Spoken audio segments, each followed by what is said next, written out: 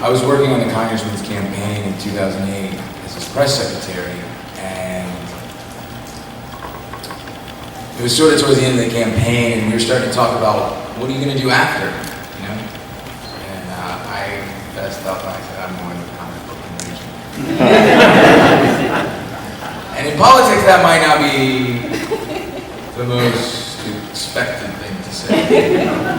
And so they were teasing me a little bit.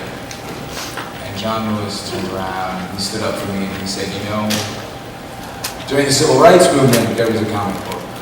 And it was incredibly influential.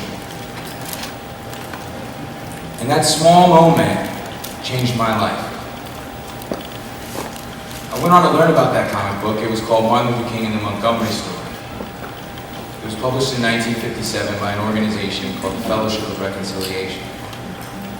As Lee mentioned, as part of my graduate work, I wrote my thesis on the history of this comic book and tried to document its influence around the world, and as well as in the Deep South. Once I learned about that comic book, I turned to Congressman Lewis, and being 24 years old and not knowing any better, I said, well, why don't you write a comic book?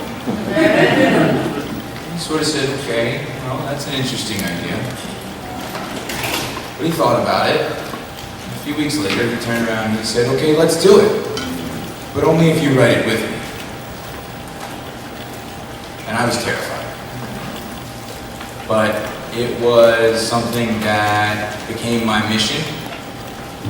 It was my mandate. I felt I had a moral obligation to make this happen.